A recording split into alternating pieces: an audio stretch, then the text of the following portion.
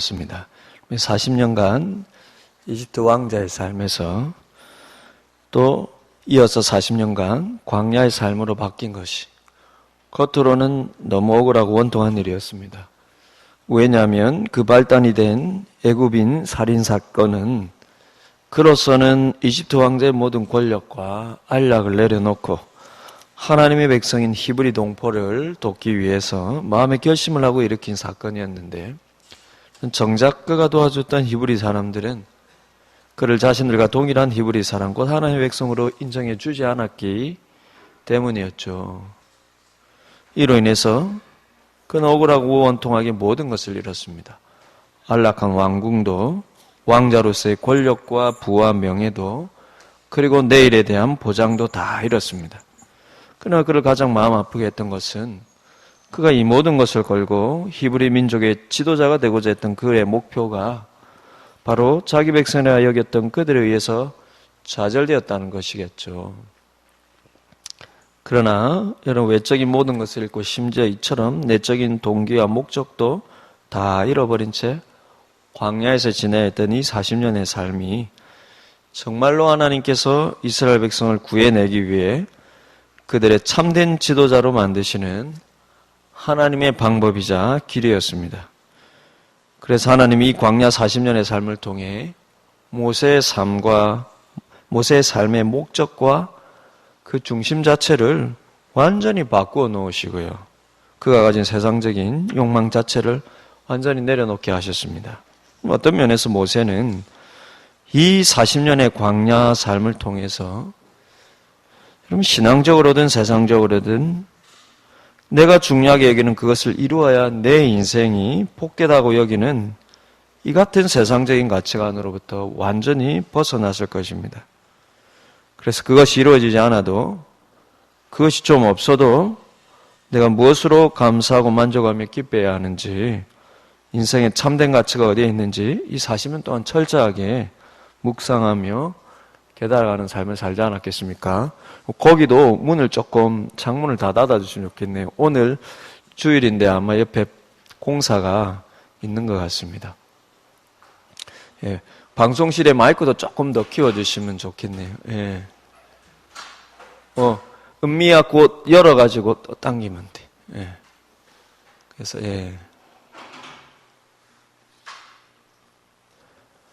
그래서 여러분, 이 40년 동안 그 철저히 인생에 참된 가치가 어디에 있는지 하나님 안에서 새로운 그런 내면의 모습들을 그가 발견하지 않았겠습니까? 그리고 그 끝에 드디어 하나님께서 모세에게 나타나셨습니다. 저는 여러분, 이때가 이제 드디어 하나님께서 나타나셨죠. 이때가 역사적으로 이스라엘 백성들을 출애굽시켜야 할 타이밍이 와서 이제 모세를 쓰셔야 되겠다, 하나님께서 그렇게 판단하신 때이기도 하겠지만, 반대로요, 이제 모세가 하나님 보시기에 준비가 되었기 때문에 비로소 이스라엘 백성들을 그를 통해 출애굽시킬 타이밍이 되었다고 판단하신 때이기도 하다고 봅니다. 왜냐하면 그럼 80년 이상의 노예 민족, 그것도 200~300만 명이나 되는 이 거대한 집단을 애굽에서 이끌어내어서 광야를 지나 약속의 땅으로 데려가 정착을 시켜야 하니, 이 엄청난 일은요, 애굽이 몰래 곱게 보내줍니까? 그 광야를 200~300만 명 데리고 지나간다는 게 쉽습니까? 약속의 땅은 그냥 들어가면 살 수 있는 데입니까? 그 좋은 땅은 이미 여러분 강한 민족들이 다 차지하고 있는데요. 그럼 이 엄청난 일은 그러면 철저하게 자신의 생각과 방법을 모두 내려놓고, 심지어 수없이 앞으로 찾아올 반대와 반역에도 중심을 잃지 않고 자신의 두려움과 염려까지 모두 내려놓고 하나님의 뜻과 명령 앞에 그대로 순종할 수 있는 하나님의 종이 아니라면 도무지 불가능한 일이에요. 이 사명 자체가. 즉 모세가 이 일을 감당하기에 충분한 순종의 준비가 되지 않는다면, 그럼 출애굽의 가장 좋은 역사적인 때가 되었다 할지라도, 그래서 막상 그를 사용해서 출애굽 시켰다 할지라도, 이름 벌려놓았다 할지라도, 그 뒤에는 여러분, 이스라엘도 모세도 모두가 감당치 못하고 무너질 일들이 찾아올 것이 하나님 보시기에 너무 뻔한 거예요. 그래서 하나님은 출애굽 때를 위해 모세도 기다리게 하셨지만 모세의 영적인 준비를 위해서 이스라엘도 기다리게 하셨다는 것입니다. 한 사람이 제대로 세워지는 게요. 그 가정과 그 공동체와 그 민족에게 얼마나 중요한지 모릅니다. 그리고 이 두 가지 때가 모두 찼을 때 드디어 하나님께서 출애굽의 역사를 일으키시는데 가장 먼저 하신 일이 바로 모세를 부르시는 일이죠. 그게 이 출애굽기 3장의 그 유명한 호렙산에서 모세가 하나님을 만나는 사건입니다. 그렇다면 여러분, 이제 무슨 일이 일어나면 될까요? 그럼 저희 이 질문을 잘 이해하시길 바랍니다. 하나님께서 보시기에 모세가 준비되었고요. 모세를 통해 역사를 일으키실 때도 준비가 되었습니다. 그렇다면 이제 무슨 일이 일어나야 할까요? 우선은 당연히 하나님께서 부르셔야겠죠. 그래서 그 부르심의 사건이 호렙산에서 일어난 것입니다. 우리가 이것을 소명이라 부르기도 하고 영어로 흔히 콜링이라 부르지 않습니까? 말하지 않습니까? 물론 여러분 여기서 이 콜링, 부르심은요.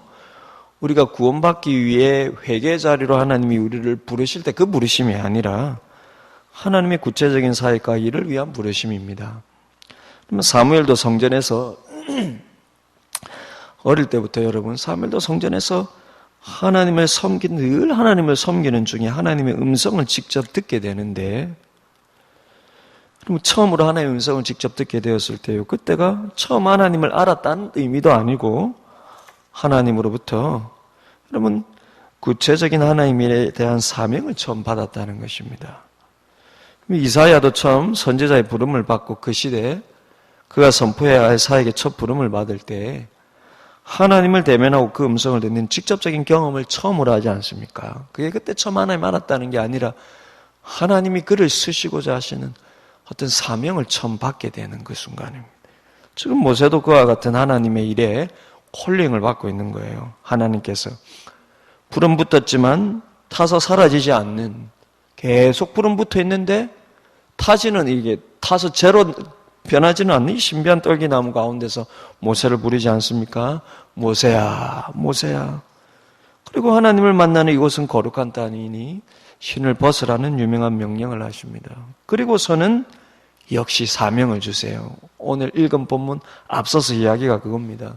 즉 이렇게 하나님께서 직접 나타나셔서 그를 부르시는 이유를 말씀해 주십니다. 곧 가서 이스라엘 백성들을 출애굽시켜서 약속의 땅으로 인도하라는 것이죠. 그런데 제가 보기에 하나님의 일을 위한 이런 콜링에 있어서 모세의 경우는요. 사무엘이나 이사야와는 한 가지 중요한 다른 요소가 있다는 것입니다. 그럼 뭐가 다를까요?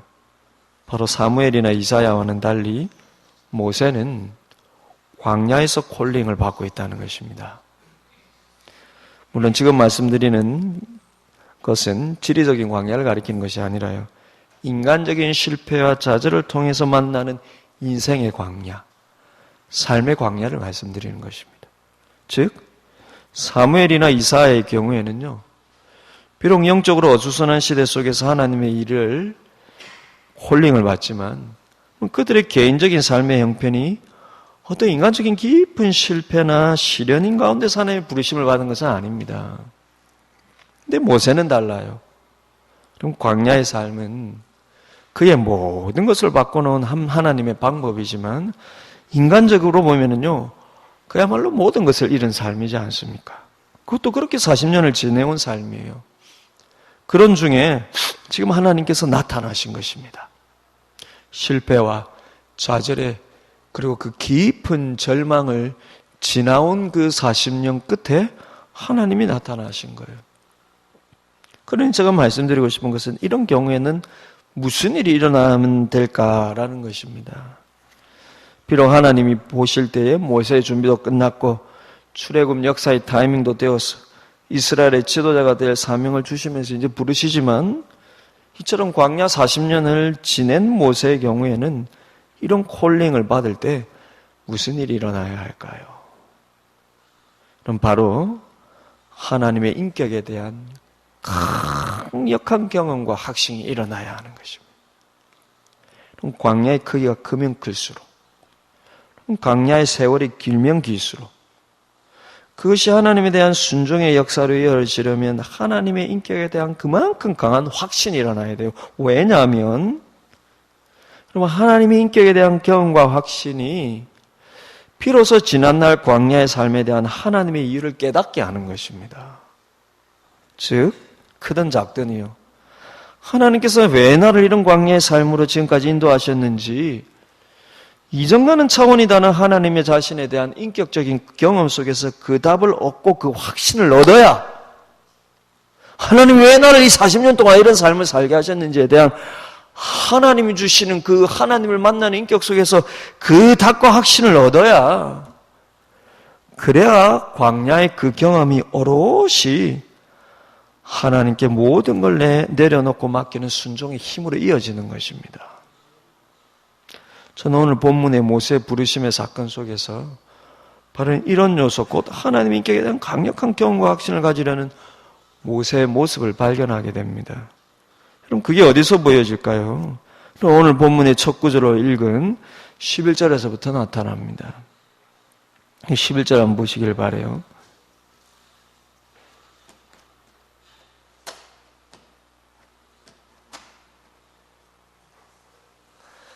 그럼 이 11절의 특징이 무엇일까요? 하나님의 구속의 구원의 역사를 위한 이 부르심을 듣고, 즉 그가 어디로 가서 무엇을 해야 하는지에 대한 이 사명을 받고요. 곧바로 즉시 보인 그의 반응이 이 11절입니다. 다른 말로 하면은 그러면 사무엘이나 이사야의 경우에는 하나님이 이런 일을 하라는 사에게 명령을 받을 때 하나님 자신을 경험하면서요. 하나님부터 사명을 받을 때 바로 그들의 즉각 대답은 뭐냐면 예 하나님 그렇게 하겠습니다. 이런 반응이었습니다. 그런데 모세는 첫 반응이 이랬다는 것입니다. 11절 한번 같이 읽어보겠습니다. 11절입니다. 시작. 모세가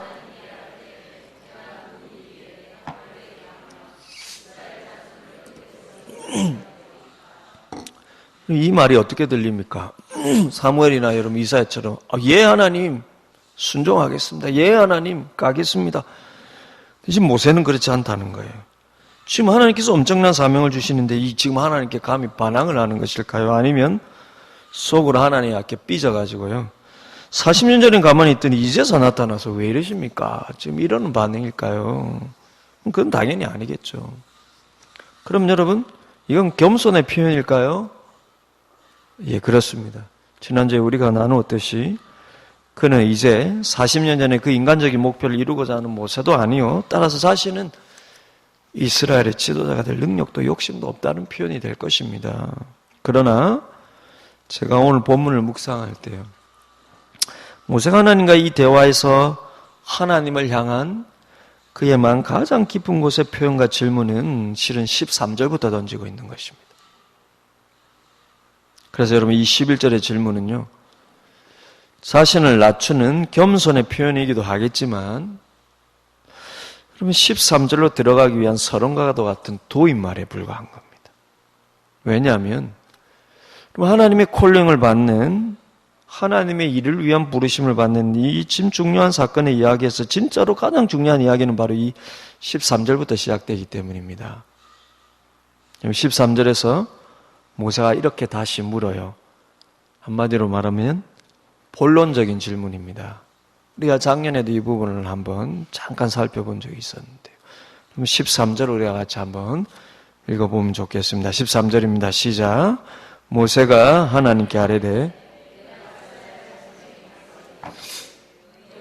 하나님이 나를 너에게 보내셨다 하면 그들이 내게 묻기를 그의 이름이 무엇이냐 하리니 네가 무엇이라고 그들에게 말하리까?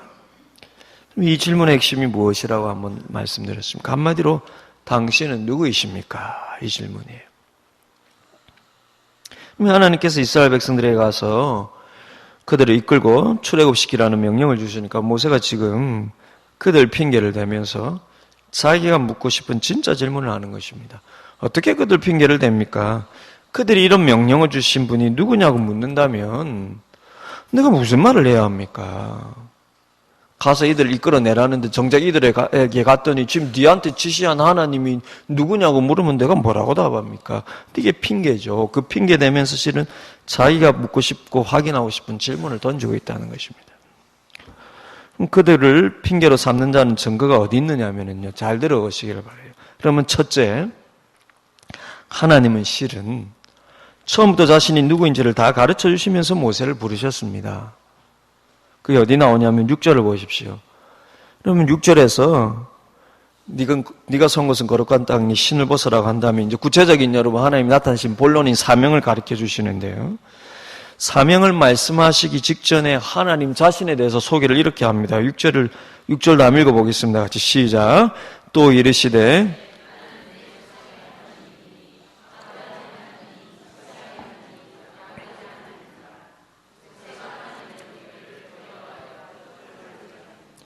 이게 무슨 말일까요? 나는 네가 어릴 때부터 부모에게서 신앙교육 받았던 바로 그 하나님이 엄마 요게셉에서부터 바로 늘 들어왔던 그 하나님, 아브라함과 이삭과 야곱의 하나님. 그리고 나서 다음 7절부터는요. 출애굽의 사명을 주십니다. 그것도 하나님께서 지금까지 이스라엘의 부르짖음을 다 듣고 한다고 하시고요. 아브라함 때부터 주시기로 하신 땅의 이름들을 거론하면서 그것으로 인도하리라고도 하십니다. 총합하면 이게 무슨 말이냐면 말하자면 성경 말씀과 성경의 약속들을 콕 집으면서 나 이 하나님이야 지금 이러고 있다는 것이죠. 그러니 하나님이 더 이상 자신에 대해서 무엇을 더 가르쳐 줄 수 있습니까? 그리고 이스라엘 백성들이라는데 이 이상 무엇을 더 증명하라고 물을 수 있겠습니까? 이렇게 여러분 이렇게 질문이 마음속에 드는 분도 계실 겁니다. 아니, 목사님, 지금 이스라엘 백성들이 하나님에 대해서 질문한다는 게 아니라 하나님의 이름이 뭐냐고 묻는다는 거 아닙니까? 13절 보세요. 모세의 말이 이스라엘 백성들이 이스라엘 백성들에게 가서 너희 조상의 하나님이 보내셨다고 내가 말하면 그들의 반응이 그 하나님 이름 뭐야? 이렇게 대묻는다는 거 아닙니까? 여러분 마음을 잘 표현했는지 모르겠는데 좀 맞아요. 그래서 이것도 말이 안 된다는 것입니다. 왜냐하면 모세도 이스라엘 백성들도 처음부터 그들의 조상이 하나님, 곧 지금 나타나신 이 하나님의 이름이 무엇인지 다들 알고 있었다라는 거예요. 그 하나님의 이름이 무엇이었습니까? 여호와죠. 이전에도 몇 번 말씀드렸지만 이 여호와라는 이름은 하나님의 고유 이름입니다. 성경에 하나님의 이름이 많다 했지 않습니까? 근데 그 이름들은 다 어떤 특징들을 표현하는 이름들이라고 했죠. 가장 대표적인 이름이 성경에 가장 많이 나오는 하나님의 이름이 뭡니까? 그래서 우리말 성경에도 하나님이라고 번역된 하나님이라고 번역된 단어들이 다 그 말들이요 다 이 단어인데요. 엘로힘입니다. 이것은 신이라는 뜻의 엘의 복수형이에요. 그 번역하면 신들 중에 신 이런 의미겠죠. 그럼 엘샤다이는 무슨 뜻이었습니까? 전능의 신 이런 의미입니다. 근데 굳이 말하자면 이런 이름들은 다른 신들에게도 갖다 쓸 수 있는 표현들이라고 그랬습니다. 그런데 여호와 이름은 그야말로 성경의 하나님만을 지칭하는 하나님의 고유 이름이라는 거예요. 근데 문제는 이 여호와라는 이름 그것도 조상들로부터 전해온 그 약속의 하나님 이름이 여호와라는 사실은 이미 모세도 알고 이스라엘 백성들도 다 알고 있다는 것입니다. 그래서 여러분 7절을 보시면 이렇게 묻기 전에 이미 하나님이 모세에게 사명을 주실 때 모세가 뭐라고 기록하고 있습니까? 여호와께서 이르시되. 물론 지금 회상하는 이야기에서 그럴 수도 있지만 모세는 하나님의 이름을 묻는 질문 전에 이미 이 여호와라는 이름을 기록하고 있어요. 더 나아가서 그럼 모세가 쓴 창세기에 의하면 이 여호와라는 이름은 이미 태초에 아담의 손자인 에노스 때부터 하나님의 백성들이 늘 불러왔던 이름. 그때부터 하나님이 여호와라는 이름을 불렀더라고. 성경에 그렇게 기록되어 있습니다. 더군다나 지금 이 이스라엘 백성들의 초조상이 누굽니까? 아브라함이지 않습니까? 아브라함 역시 그에게 나타나셔서 약속을 주신 하나님을 이미 여호와로 불렀다라는 거예요. 전에 한 말씀드렸죠. 창세기 15장 7절과 8절에 보시면 하나님과 아브라함 사이에 대화가 나오는데 하나님께서 이렇게 말씀하십니다. 나는 이 땅을 네게 주어 소유를 삼게 하려고 너를 갈대아의 우르에서 이끌어낸 여호와니라. 그래서 아브라함이 뭐라고 대답합니까? 주 여호와여. 여러분, 아브라함이 하나님을 여호와라고, 여호와께서 우리에게 약속 주셨다고, 그 약속의 땅을 우리가 왔다고, 이 약속의 땅을 언젠가 하나님이 주시리라고, 그게 아브라함의 아들인 이삭이, 이삭의 아들인 야곱에게, 야곱의 아들이 열두 자손들에게, 이 12자손들이 여러분 12지파를 있어 이스라엘 민족에게, 그리고 이스라엘 민족들이 하나님 앞에 부르짖었다고 할 때 그 하나님의 이름을 몰랐겠습니까? 400년 동안 여러분 400년이 지나서 그들이 비록 이집트 노예가 되었지만 늘 부모님으로부터 조상들로부터 들은 아브라함 때부터 약속을 주신 하나님 여호와의 이름, 그들이 다 부르짖으면서 다 알고 있었고요. 그들이 이집트의 노예로 살면서 고난을 받을 때 하나님 향해 부르짖었다고 할 때 그 부르짖은 이름이 뭐였겠습니까? 여호와여, 여호와여. 그런데 여호와는 이 고유명사를 그가 몰라서 지금 그 이름을 묻는 것도 아니요, 이스라엘 백성은 이것을 궁금해서 물으리라는 것도 아니라는 것입니다. 다 핑계입니다.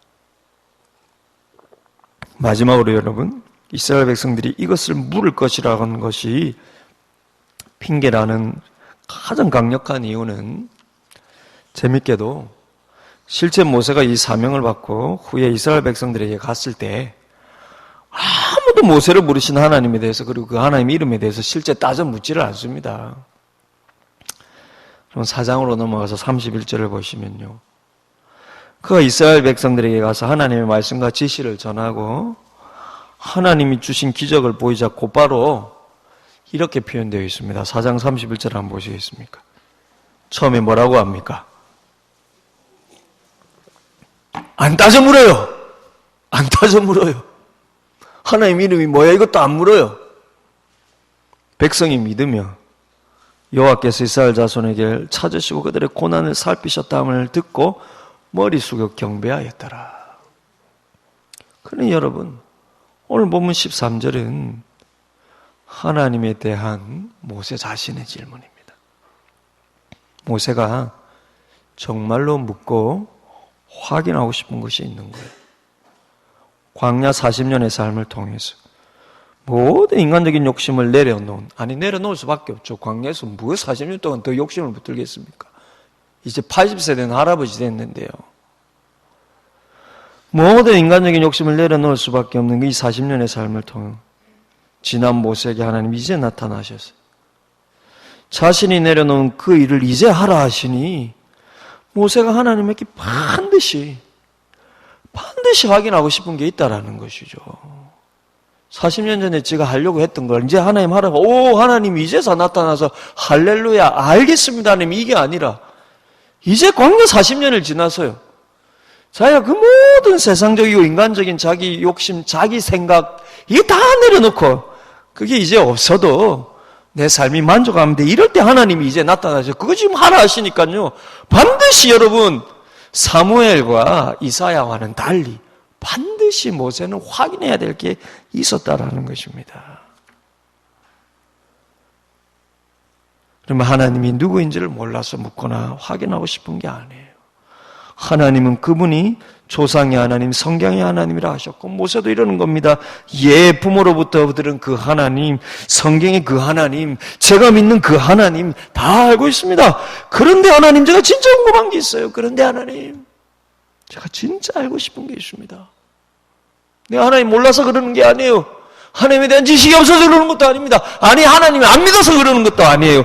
그런데 진짜 확인하고 싶은 게 있어요. 지금 사명을 주시니까 진짜 확인하고 싶은 게 있어요. 여러분, 그게 뭘까요? 무엇을 모세가 지금 하나님께 묻고 확인하고 싶은 걸까요? 바로 하나님의 인격에 대한 확신을 갖고 싶은 것입니다. 하나님 누구세요? 하나님이 어떤 분인지 지식적으로 몰라서가 아닙니다. 하나님 제게 누구세요? 하나님은 제게 누구이십니까? 하나님은 제 인생에 누구이십니까? 지금 이거 묻고 있다라는 것입니다. 왜 이걸 알고 싶고, 왜 이걸 확신하고 싶을까요? 그는 이제 모든 것을 다 내려놓았기 때문입니다.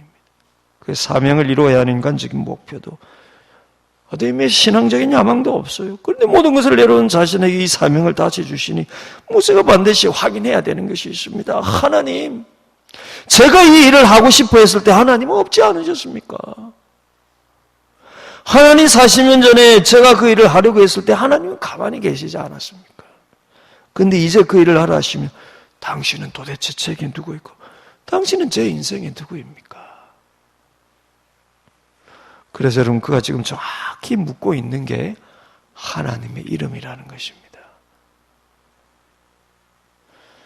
근데 누구나 다 알고 자신도 누구보다도 잘 알고 있는 이 그분의 이름을 지금 그분 당사자에게 묻는다는 게 무슨 의미일까요?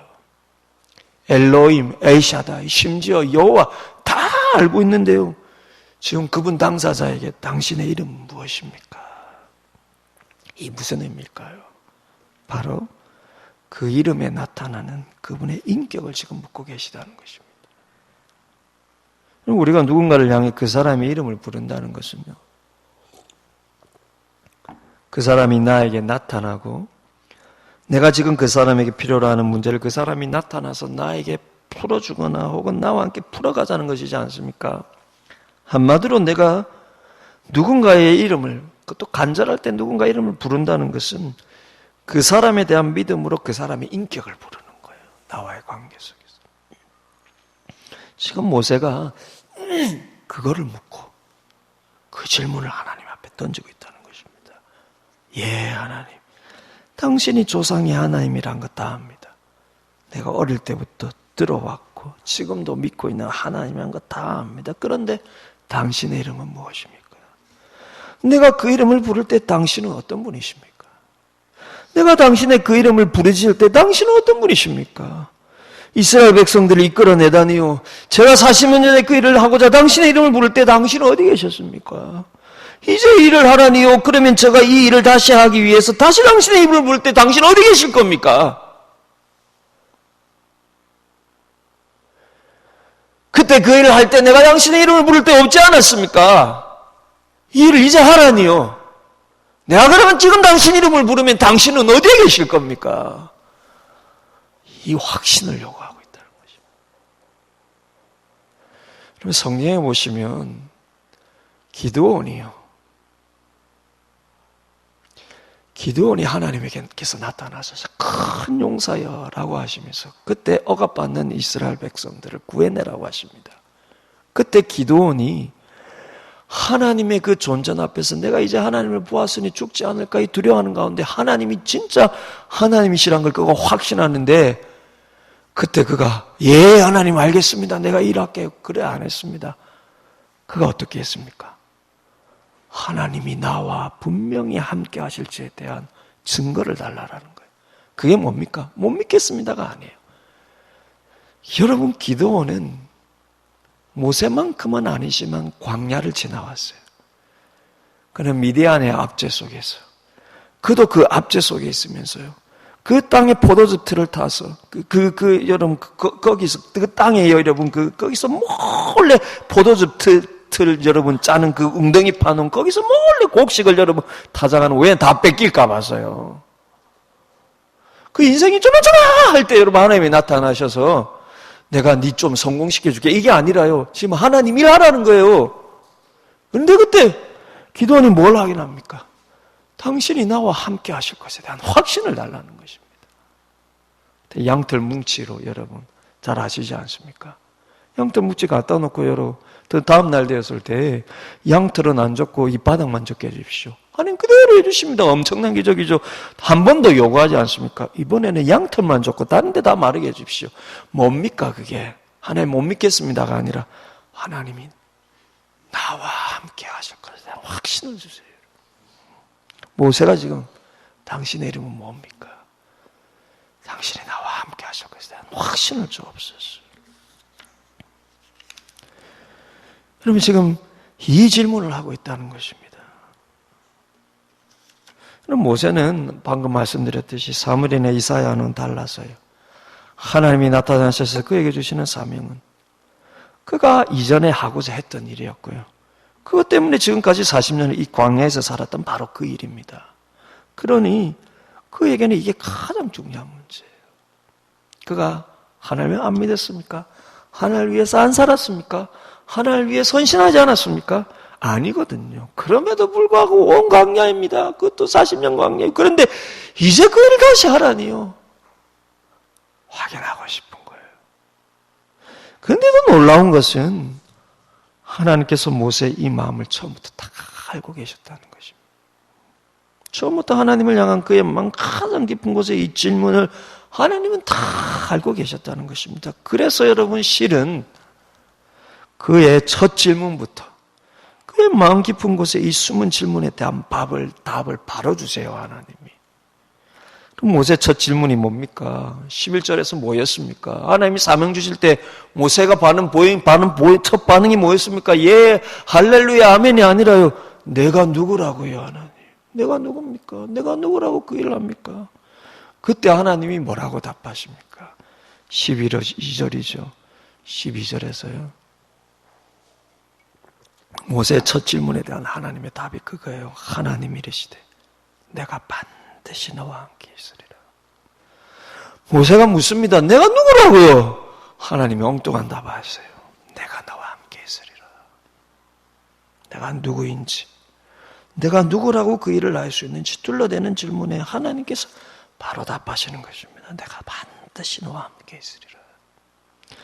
그래서 모세가 다시 묻는 겁니다. 당신의 이름은 무엇입니까? 당신은 내가 부를 때 어디에 계셨습니까? 당신은 우리가 부르실 때 어디 계시는 분이십니까? 내가 무슨 확신이 있어서 이스라엘 백성들에게 가서 하나님의 명령을 전합니까? 우리가 당신을 부를 때 당신은 어디에 계시는지 우리가 무엇으로 확신할 수 있습니까? 바로 이런 배경 속에서 14절에 그 유명한 말씀을 하나님께서 하셨다는 것입니다. 14절의 말씀은 너무나 유명한 말씀이고 제가 한번 설명을 드렸던 말씀이죠. 그럼 24절 같이 한번 읽어보겠습니다. 하나님이 모세의 최종적인 그 궁금함에 대해서 이렇게 답하셨습니다. 같이 읽겠습니다. 시작. 하나님이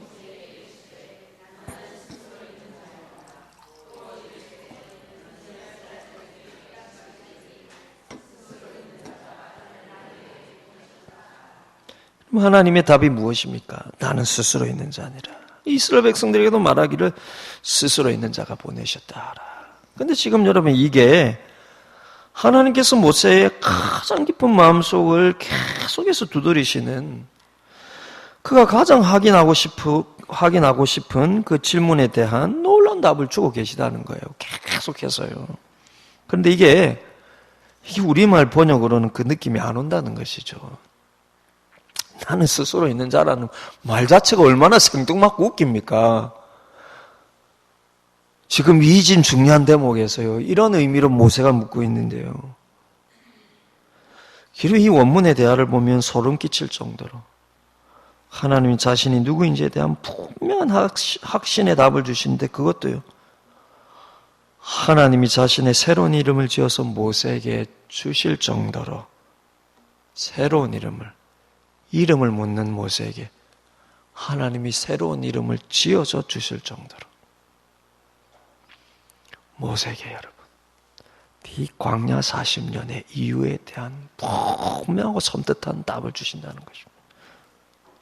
하나님이 새로 지어서 이름을 묻는 모세에게 새로 지어주시는 이름이 무엇입니까? 예전에 설명드렸듯이 바로 내가 너와 있으리라. 이게 하나님이 그에게 주시는 새로운 이름이라는 것입니다. 내가 너와 있으리라.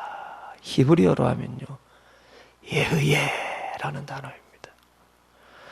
내가 너와 함께 있으리라 할 때 너와라고 하는 이 지금 뒤에 여러분 임마누엘 아시지 않습니까? 그 임마누가 우리와 함께 이런 뜻이 돼요. 내가 너와 함께 있으리라.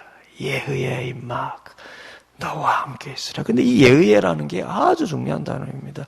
왜냐하면 조금만 설명을 드릴게요. 그럼 이 히브리어로 예의라는 거 영어로 번역하면 그냥 I am입니다. 나는 있어. 근데 여러분 이게 문법적인 설명 대부분 생략하고 이게 우리말 번역으로는 내가 너와 있을 거야. 그렇게 번역하고 또 그렇게 번역될 수밖에 없지만 하나님께서 모세에게 지금 주실 때 그 정확한 의미는요. 내가 너와 있는 존재야. 내가 언제나 너와 함께 있어. 이런 의미라는 것입니다. 왜 이런 의미라고 제가 말씀드리냐면요. 그럼 모세의 다음 질문, 당신의 이름은 무엇입니까? 라는 물음에 대해서 하나님께서 주신 답이 우리말로 나는 스스로 있는 자. 이렇지만 여러분, 히브리어 원문으로는 한마디로 나는 예흐예야. 내가 네한테 새로운 이름 줄게. 나는 예흐예야. 나는 늘 너와 함께 있는 존재야. 그게 내가 너에게 주는 새로운 이름이야. 이게 우리말로는 나는 스스로 있는 자라고 번역할 수밖에 없어요. 그대로 직역하면 그렇게 번역할 수밖에 없습니다. 하나님의 답을 여러분이 직역하면 나는 그냥 나야. 영어로 하면 I am who I am. 쉽게 말하면 I am. 나야. 뭐 다르게 설명할 수 없어. 나야. 근데 여러분, 이게 I am이 아까 히브리어로 뭐라 했습니까? 예의라고 그랬죠. 이게 여러분 히브리어로 들으면 I am 예의야.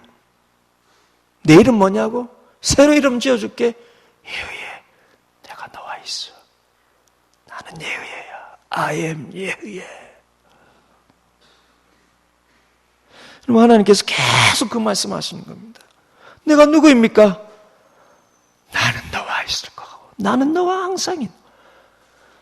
당신이 무엇입니까? 나는 너와 함께 있는 존재야. 그럼 14절을 가만히 보십시오. 이 14절을 보시면요.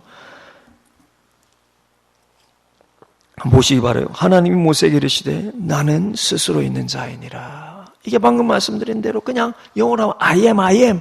히브리어로 하면 예의야. 나 예의야. 여러분, 그 다음을 보십시오. 또 이르시되 너는 이스라엘 자손에게 이같이 이르기를 스스로 있는 자가 나를 너에게 보내셨다 하라. 이 두 번째 스스로 있는 자는요, 그냥 예의의 한 번입니다. 쉽게 말하면 예의가 나를 너에게 보내셨다 하라. 지금 이렇게 말하는 거예요. 이게 하나의 이름이 되어버린 거예요. 나는 있어. 나는 있어. 내 이름이 뭐냐고? 네가 나를 부를 때 내가 어디 있었느냐고? 네가 그 일을 원할 때 나는 무엇을 하고 있었느냐고? 나는 네가 태어나기 전부터 네와 함께 있었고 네가 태어나서 자라는 동안 너와 함께 있었고 나는 그 일을 네 뜻대로 할지라도 나는 네 뜻대로 하고 네가 네 일을 네 뜻대로 하고자 할 그때도 그 일을 네 뜻대로 하고자 할 그때도 나는 네와 함께 있었고 지금도 이렇게 너와 함께 있고 앞으로 너와 함께 있을 존재. 이 백성에게 내 이름이 무엇이냐고? 너희가 부르짖기 전부터 나는 너희와 함께 있었고 너희가 부르짖을 때 나는 너희를 듣고 있었고 지금도 앞으로도 나는 너희와 너희 삶에 함께 있는 존재야. 그래서 앞으로 내 이름은 예의야.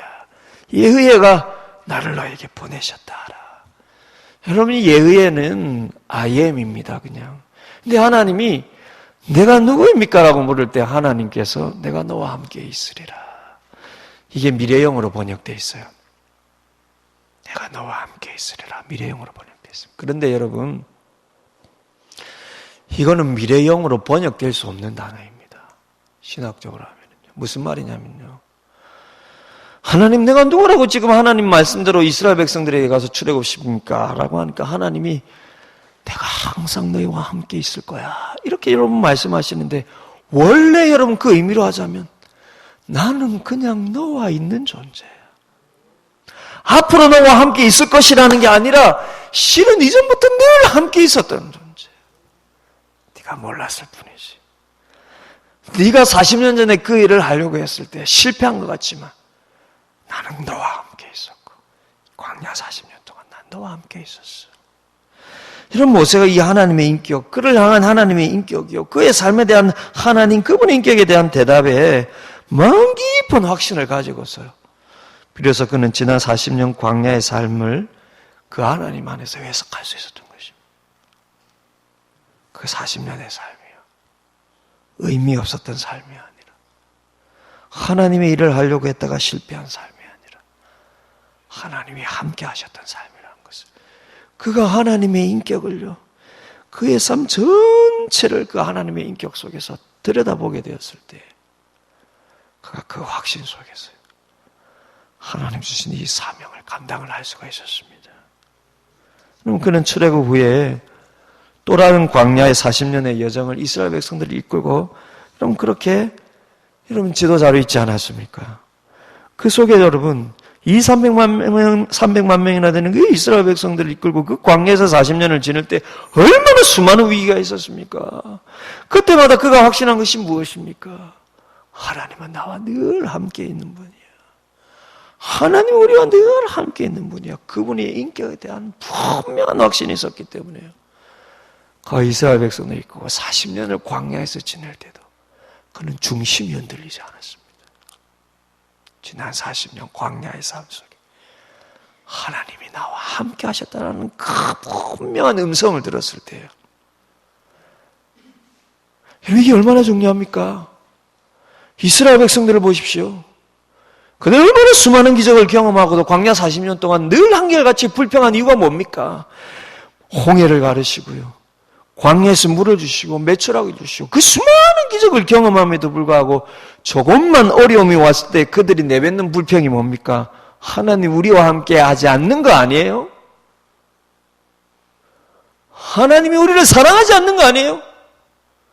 하나님이 우리를 떠난 거 아니에요? 하나님이 우리에게 없는 거 아닙니까? 그들이 하나님에 대한 불평은 다 이거였습니다. 하나님 우리와 함께 하지 않는다. 하나님 우리와 함께 하지 않는다. 모세는 이들을 이끌고요. 40년 동안 한결같이 하나님 우리와 함께 하신다. 하나님이 광야에서도 우리와 함께 하신다. 일대 여러분 300만 명이지 않습니까? 이 300만 명의 그 불평을 모세가 어떻게 잠재울 수 있었습니까? 그는 이 사명을 받을 때 하나님의 인격에 대한 이 확신을 가졌습니다. 하나님이 그에게 새로운 이름을 지어서 불러주시오. 나는 네 의예야. 나는 너와 함께 있었어. 네가 태어나기 전부터 너를 알았고 네가 태어나는 순간부터 목적이 있었고 네가 나를 위해서 그 일을 하고자 했을 때 네는 실패를 하겠지만 나는 너와 함께 있었고 그 광야 40년 동안 나는 너를 떠나지 않았어. 여기에 대한 답을요 비로소 듣고서 그는 여러분 이 출애굽의 이 놀라운 일을 감당할 수 있었던 것입니다. 사랑하는 여러분, 여러분 크고 작은 광야를 지날 때 여러분들이 그 속에서 여러분들의 몸이 여전히 예배 자리로 오고 오늘도 예배 자리에 왔지 않습니까? 그래서 여러분들은 하나님을 만나셨습니까? 여러분 이 예배 자리에 오고 늘 여러분 예배 의무를 다하면서 여러분들이 하나님을 모르는 것도 아니고 하나님을 안 믿는 것도 아니지만 여러분 인생의 광야야 그래 인생의 눈물 골짜기를 지나면서 이렇게 예배 자리로 올 때 여러분들이 하나님 앞에 물어야 할 게 무엇입니까? 하나님 제게 누구이십니까? 하나님 제 인생에 누구이십니까? 이 눈물 골짜기에서 하나님 어디 계십니까? 하나님이 나를 버리셨습니까? 하나님이 나를 떠나셨습니까? 물어야 되는 것입니다. 그리고 그 답을 얻어야 돼요.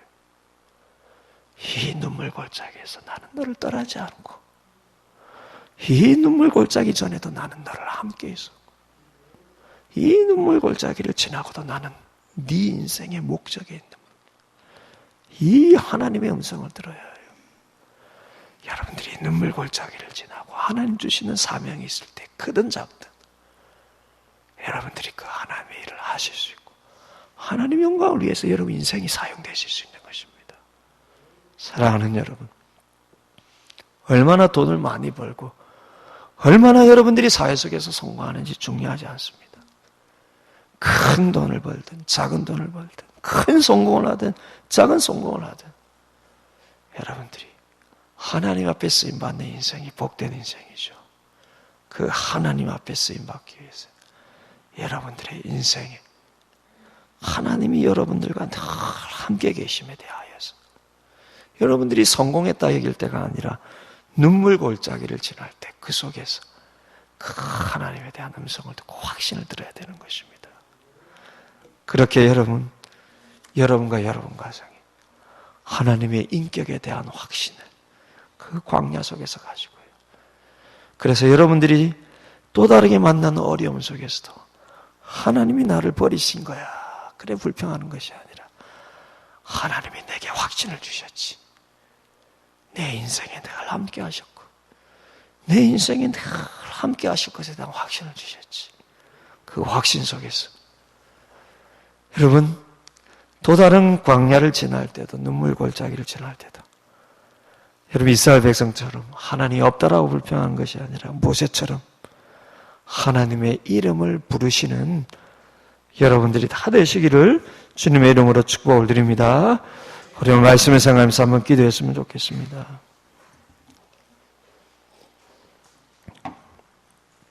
여러분, 우리는 늘 그렇게 생각합니다. 하나님, 내가 원하는 거 주실 때 나는 하나님의 인격을 확신할 수 있겠습니다. 웃긴 말씀이에요. 하나님은 절대로 그렇게 생각하지 않습니다. 우리 마음 깊은 곳에 하나님의 인격에 대한 확신은 내가 광야를 지나고 눈물 골짜기를 지날 때 그 속에서 내 마음 속에는 하나님이 나를 떠나셨습니까?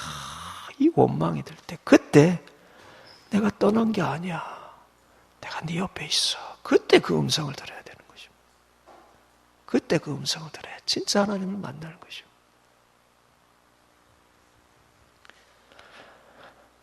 홍여름 말씀 가운데 하나님은 내 인생에 누구이십니까? 하나님은 제게 누구 있습니까? 왜 하나님은 없는 것 같이 내 인생이 이 모양입니까? 그 마음이 있다면 주님 용서하시고, 내가 하나님이 나와 함께 있음에 대한 그 응답을 구하지 않았던 것을 용서하시고 하나님의 이 답을 듣는 신앙이 되게 하여 주옵소서. 오늘 말씀 생각하면서 그렇게 한번 기도하기를 원합니다. 기도하겠습니다.